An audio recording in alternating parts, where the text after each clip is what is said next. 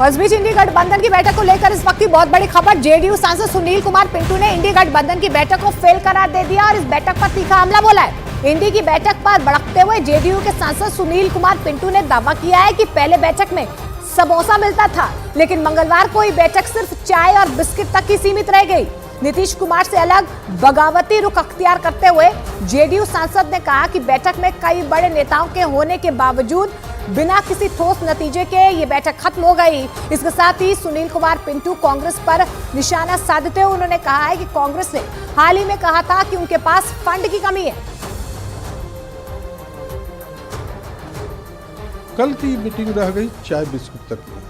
मैंने इससे पहले भी एक बार कहा था कि इंडिया अलायंस की बैठक में चाय समोसे पर ही मीटिंग सिमटाई गई, परंतु कल चाय बिस्कुट पर इसलिए सिमट कर रह गई कि कांग्रेस ने अभी हाल में 2 दिन पहले कहा था कि कांग्रेस पार्टी के पास फंड की कमी है। 138 रुपया, 1380 रुपया या 13,800 वो लोगों से डोनेशन मांग रही है, तो इसलिए डोनेशन अभी आने में विलम्ब है। तब तक के लिए कल बिना समोसे की चाय बिस्किट पर ही चर्चा होकर समाप्त हो गई, बिना किसी भी सीरियस मुद्दे पर कोई चर्चा हो। और संसद सुरक्षा चूक मामले को लेकर इस वक्त की बहुत बड़ी खबर सामने आ रही है। दिल्ली पुलिस ने कर्नाटक के बागलकोट से रिटायर्ड डिप्टी एसएफ के बेटे साई कृष्णा को हिरासत में ले लिया। इस पूरे मामले में साई कृष्णा आरोपी मनोरंजन का बीआईटी बेंगलुरु में पढ़ाई के दौरान बैचमेट रहा है। साई कृष्णा एक वीडियो कंपनी में सॉफ्टवेयर इंजीनियर है। बताया यह भी जा रहा है कि मनोरंजन की डायरी में साई कृष्णा का नाम लिखा हुआ मिला था।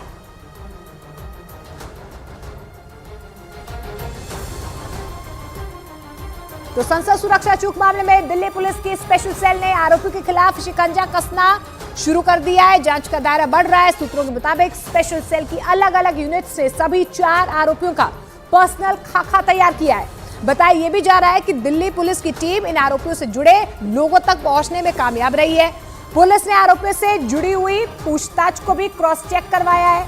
वहीं आरोपियों से घटना के दिन का सीक्वेंस हर किसी से अलग अलग पूछा गया है। हालांकि किसी संगठन से जुड़े होने के सवालों पर आरोपियों ने अभी तक चुप्पी साधी हुई है।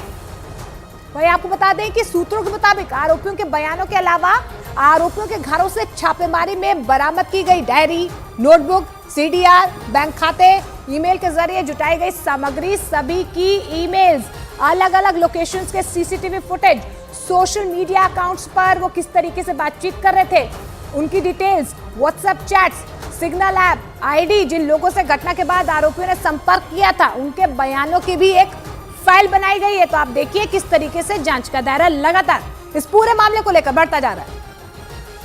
वहीं आपको यह भी बता दें कि राज्यसभा में 3 नए आपराधिक कानून बिल पेश होंगे।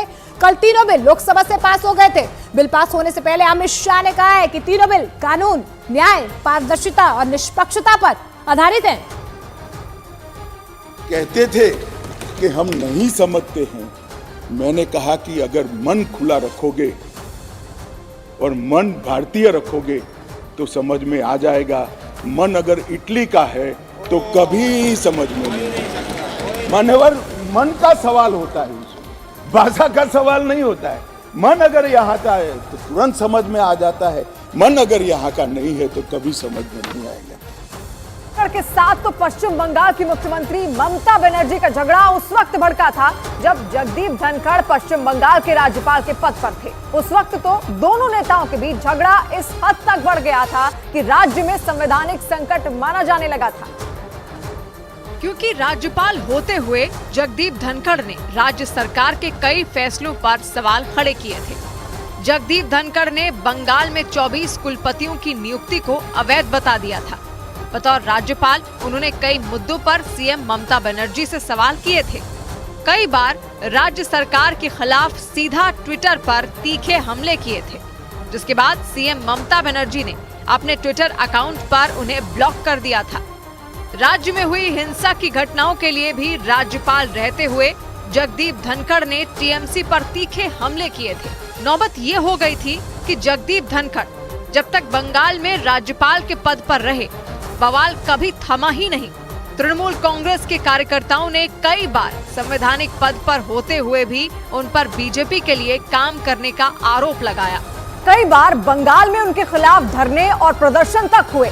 लेकिन इस बार टीएमसी और जगदीप धनखड़ के बीच मचे विवाद के घेरे में राहुल गांधी भी आ गए। विवाद की वजह कल्याण बनर्जी का वही वीडियो बना जिसमें वो जगदीप धनखड़ की नकल करते दिखे, क्योंकि उस वीडियो में सामने की तरफ राहुल गांधी भी खड़े हुए दिखे। सस्पेंड हो चुके सांसदों की इस सभा में राहुल गांधी बिल्कुल अलग खड़े थे। कल्याण बनर्जी को एक्टिंग पर हंसी के ठहाके तो कई सांसदों के छूट रहे थे, लेकिन राहुल गांधी के हाथों में मोबाइल कैमरा था।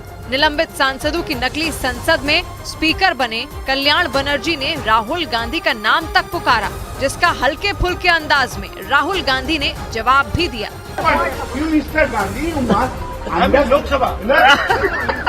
लेकिन इस डमी संसद का वीडियो बना रहे राहुल गांधी को बीजेपी ने घेर लिया। राज्यसभा में सभापति की कुर्सी पर बैठकर जगदीप धनखड़ ने भी दोनों दिन राहुल गांधी को ही निशाना बनाया। आपके एक बड़े नेता एक सांसद के असंसदीय व्यवहार को वीडियो कर रहे थे। अगर कोई व्यक्ति वीडियोग्राफी कर आनंद लेता है, एम्पलीफाई करता है, ये संस्कार है क्या अपने? नहीं, ये संस्कार है क्या? यहाँ तक इस तरह आ गया क्या? कांग्रेस नेता राहुल गांधी पर राज्यसभा चेयरमैन के ही नहीं बल्कि किसानों और जाट समुदाय तक के अपमान के आरोप लग गए।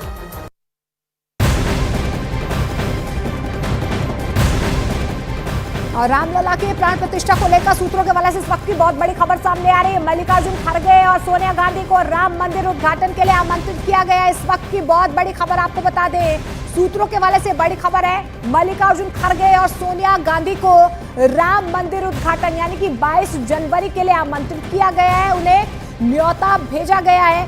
अधीर रंजन देवेगौड़ा को भी न्योता भेजा गया है। न्यूज 18 इंडिया के अमित सिंह की ये बड़ी खबर सामने आ रही है। तो देखिए, राम मंदिर ट्रस्ट ने सोनिया गांधी को न्योता भेजा है, मल्लिकार्जुन खड़गे को न्योता भेजा है। और इस बीच आपको बता दें, लगातार जो है 22 जनवरी को लेकर राम मंदिर प्राण प्रतिष्ठा की तैयारियां जोरों पर है। लेकिन सूत्रों के हवाले से ये बड़ी खबर है, आपको बता दें 22 जनवरी को रामलला जब विराजमान होंगे, अधीर रंजन चौधरी देवेगौड़ा को भी न्योता दिया गया है। सोनिया गांधी, अमित हमारे सहयोगी फोन लाइन के जरिए जुड़ रहे हैं। अमित, क्या जानकारी मिल पा रही है, किस किस को न्योता दिया गया है?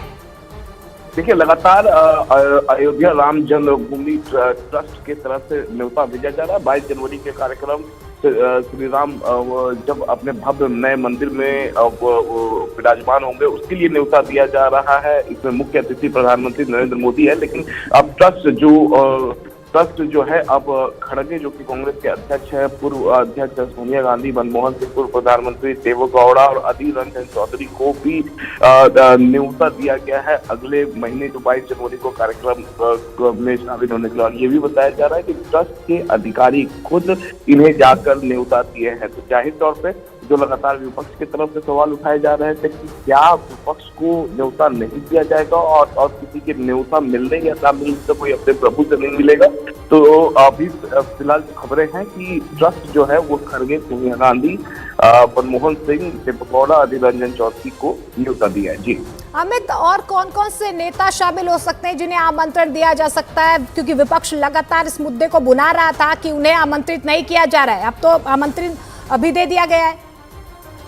अब देखिए, बिल्कुल अभी आमंत्रण उन्हें दे दिया गया है और देखना होगा कि और किस दिन को न्योता ट्रस्ट की तरफ से दिया जाता है। फिलहाल ट्रस्ट के अधिकारी बताया जा रहा है कि इन बड़े नेताओं के यहाँ जा रहे हैं और फिर उन्हें खुद ही इनवाइट किया जा रहा है। जिस तरीके से हमने देखा था कि चंपत राय और तमाम जो ट्रस्ट के बड़े अधिकारी थे, उन्होंने प्रधानमंत्री नरेंद्र मोदी को मुख्य अतिथि बनाने के लिए जाके उन्हें न्योता दिया था। उसके बाद उन्होंने मुख्यमंत्री योगी आदित्यनाथ को भी न्योता दिया था। और अब मालूम चल रहा है कि जो ट्रस्ट के बड़े अधिकारी हैं वो खड़गे, सोनिया गांधी, मनमोहन सिंह, देवेगौड़ा, अधीर रंजन चौधरी को न्योता दिए हैं। जी, तो एक बार फिर से आपको बता दें कि सोनिया गांधी को राम मंदिर उद्घाटन के लिए आमंत्रित किया गया। अधीर रंजन, देवेगौड़ा, मल्लिकार्जुन खड़गे, इन सभी को आमंत्रण पत्र दिया गया है राम मंदिर तीर्थ क्षेत्र ट्रस्ट की तरफ से।